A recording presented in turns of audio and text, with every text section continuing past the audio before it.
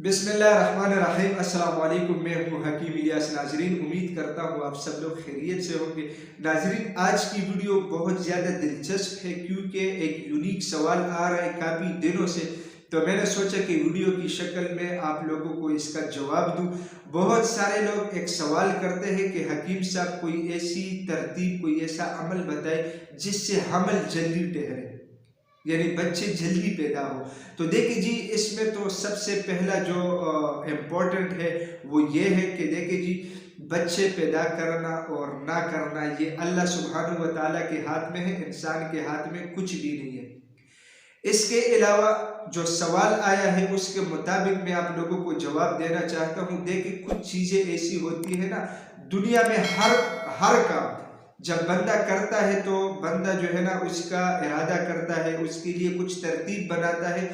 सरंजाम देना और ना देना ये फैसला अल्लाह सुब्हानहू व तआला के हाथ में होता है कि भाई इंसान ने ये इरादा किया, ये तरतीब बनाया, आया ये काम होगा या नहीं होगा, ये फैसला अल्लाह सुब्हानहू व तआला ने करना है।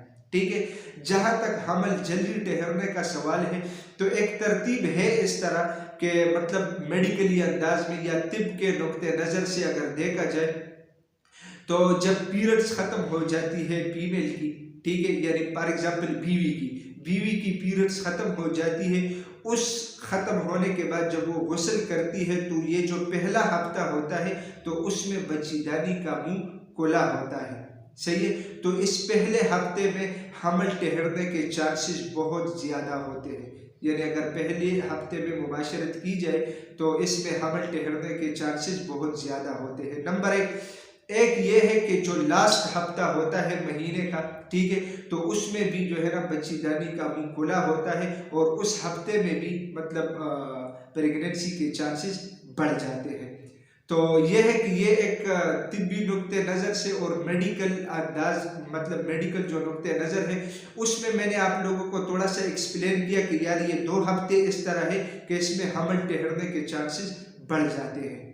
ठीक है। इसके अलावा तो अल्लाह सुब्हानहू व तआला के हाथ में है, अल्लाह जब चाहता है दे देता है।